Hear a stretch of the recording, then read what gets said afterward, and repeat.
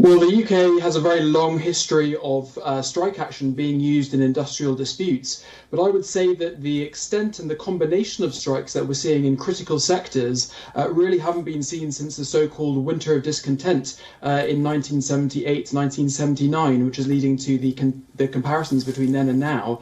As you sort of mentioned in your very comprehensive report, we're seeing strikes in a whole range of critical areas to do with public and private life, postal workers, communication workers, NHS workers and teachers in Scotland.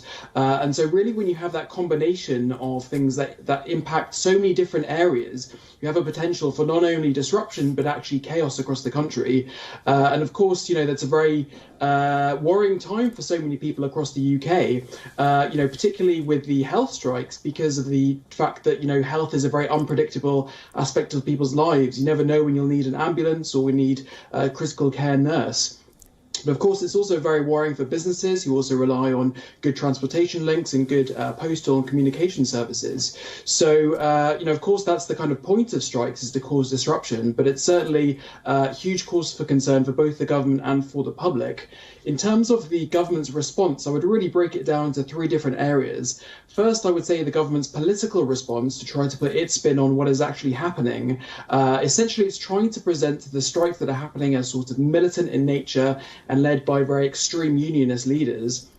But I actually think that this is really kind of backfiring on the government, particularly when it comes to the NHS and the nurses' strikes, because, public support for the NHS is very high, obviously, after the pandemic, after they really bore the brunt of so much of the work that had to be done.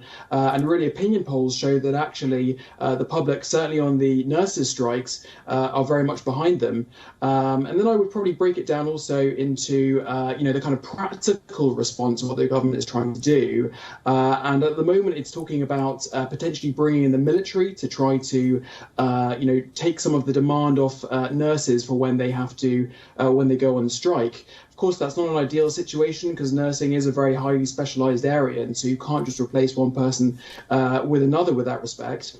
But finally, in terms of what the government's trying to do in terms of the solution that it's looking to, it is engaging with the unions. It is indicating that it is willing to sort of negotiate with them. But, all of the indications that we're seeing at the moment are that the government is not willing to provide the kind of increase in salary that really across the different sectors they're really looking for.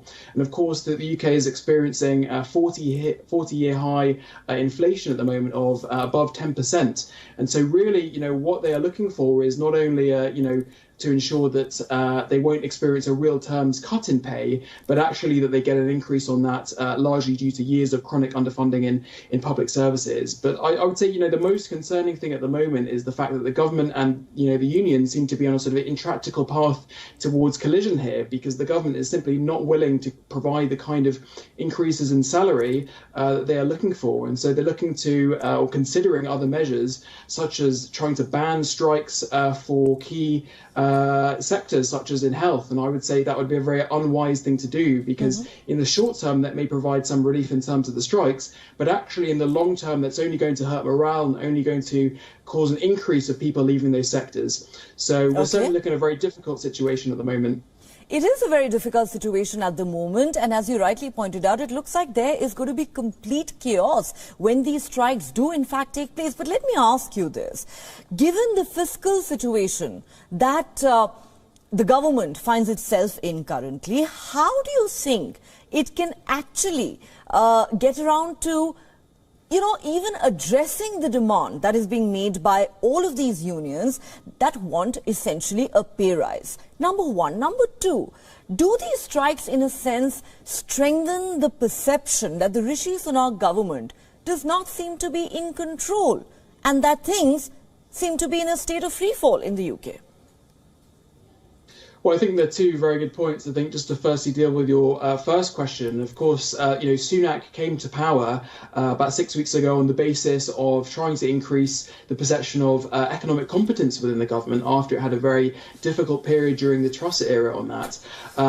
So I think one of the problems that the government is facing is the fact that it's facing so many different strikes from so many different sectors means that if it offers a decent package to one sector or one group of strikers, that will then increase expectations that actually it will provide those increases to other sectors, which may, of course, lead to further strikes if they see a result coming from it. But of course, Rishi Sunak, as we even saw during the original leadership contest earlier this year, he's laser focused on this concept of fiscal responsibility and trying to ensure that the UK's public finances are in a very good position.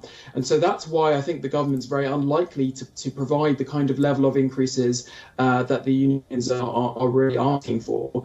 But I think you're absolutely right. If the government can't get a handle on these strikes or can't bring them to a suitable sort of conclusion, that is, going to create a perception of the government not being in control. And I think, really what the government has to consider is the fact that, you have to balance the costs between trying to increase the salaries for people in critical sectors with the ultimate economic damage that actually this kind of strike action can do. And obviously, as I mentioned, there's a lot of business disruption to the economy in the UK from these strikes. And, businesses will largely just try to get on as they can in the UK. But actually, for outside businesses looking to potentially invest in the UK, they're going to be looking at all these different sectors and saying, actually, we see a whole load of disruption. Why would we invest in the UK? And so actually it's, the government has to take a long-term approach to this and try not just to view it in terms of short-term public finances to ensure that actually the UK maintains an attractive place for foreign direct investment, which we know is an absolutely fundamental part of the UK's economy.